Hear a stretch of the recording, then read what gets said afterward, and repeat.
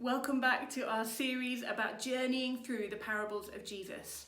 And today we're looking at a parable that's unique really. There aren't any others like it in the Gospels. It's the parable of the Pharisee and the tax collector. It's in Luke, and we're going to look at how the two characters please God or not, and also what the parable as a whole is all about. Maybe you know this parable, but I hope that whether you know it or you don't, we might find out something new together today. But we're going to begin by reading together. It's Luke chapter 18, verses 9 to 14. To some who were confident of their own righteousness and looked down on everyone else, Jesus told this parable. Two men went up to the temple to pray, one a Pharisee and the other a tax collector. The Pharisee stood by himself and prayed, God, I thank you that I am not like other people, robbers, evildoers, adulterers, or even like this tax collector. I fast twice a week and give a tenth of all I get.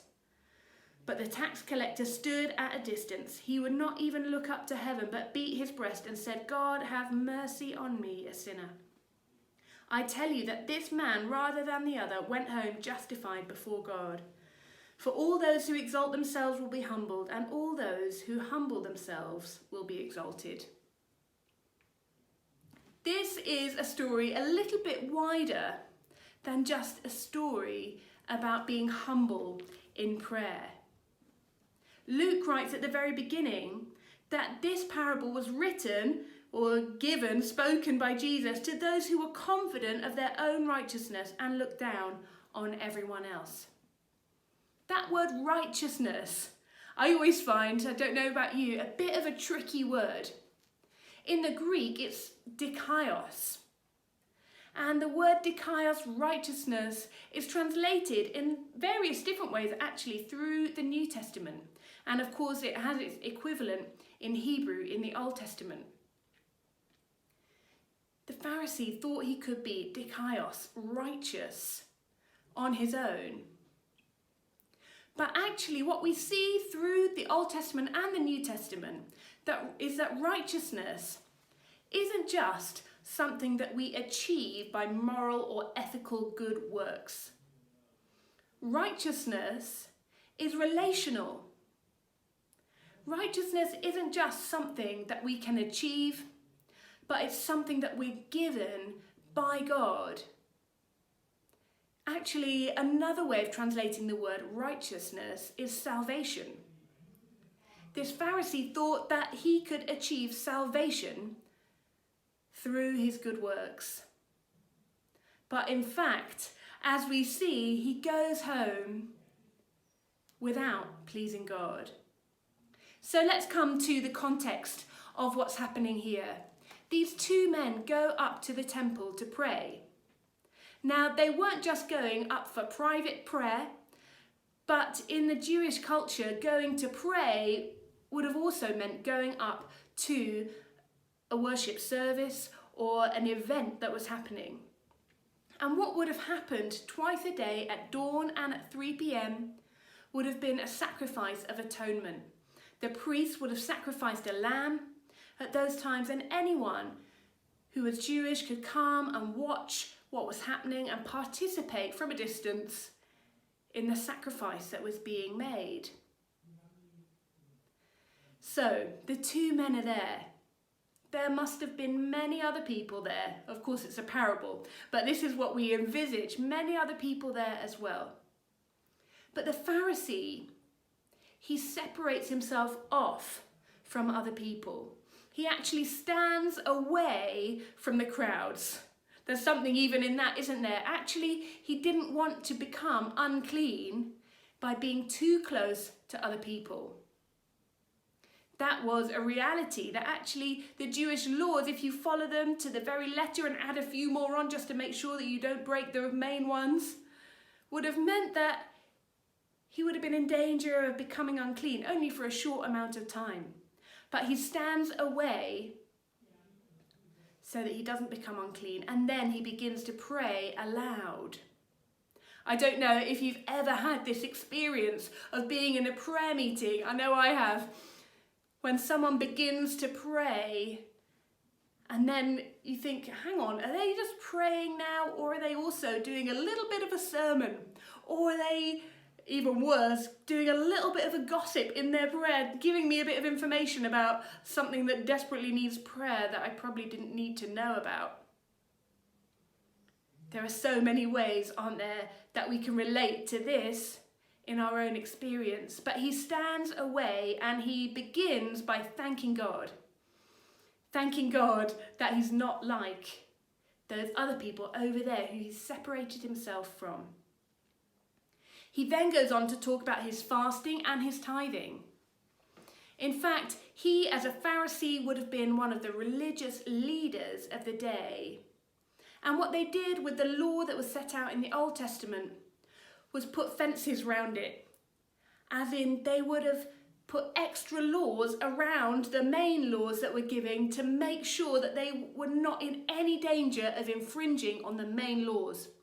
And then around those laws, they would put even more laws and rules and regulations and practices to make sure that they didn't impinge on the laws that would make sure that they didn't impinge on the other laws. So he is letting everyone know that he's going above and beyond in his tithing and in his fasting. He's really going for it. But you see, what is happening is he's trying to show God and other people who are there as well that he is righteous, that through what he's doing, he is pleasing to God. Let's then look at the tax collector. He also stands at a distance, but for a really different reason. Instead of feeling like he's superior, he stands at a distance because he feels that he's inferior. Actually, beating your chest wouldn't have been something that was very normal in the practice of prayer at the temple. It would be something that you do maybe at a funeral, at something extremely tragic. This man is distraught at the state of his own life. He beats his breast and says, "Have mercy on me, a sinner." What's interesting about those words is, in fact, the word for mercy could more accurately be translated, "Atone for me, God." Atone for me. So we imagine that this tax collector is in the temple and looking at the sacrifice that's going on, the sacrifice of atonement that is happening at that very moment, and he is pleading with God, "Have mercy on me. By your grace, O God, may I be atoned for as well by this sacrifice." It reminds me of Psalm 51, where David says, "A broken and contrite heart you will not despise. Have mercy on me, God." He's coming to God in all humility. Then, of course, we see at the end that the Pharisee is not the one who God is pleased with. And we come back to the idea that actually righteousness and salvation is not about a moral code or an ethical code of works that we can achieve. In fact, righteousness is a gift from God based on relationship with him, based on us coming in humility and pleading with God for his mercy. There's something so beautiful in that, isn't there? And we're going to go into discussion in just a moment. One thing I just wanted to share, though, before we do that, is that when we are self-righteous, it does so much bad to us. And one thing it really does is distort our vision of other people. It distorts our vision because, in fact, that Pharisee couldn't see the image of God in anyone else around him, only in himself. Self-righteousness stopped him from looking at himself rightly, but also stopped him from looking at anyone else rightly as well. Whereas in fact, the tax collector had a much truer view of himself, of his need for God, and of, in fact, the state of everyone. So we're going to go into discussion now, and it'd be great to think about, what do we mean by righteousness? What do we mean when we talk about drawing close to God and receiving his salvation? Does it matter what we do?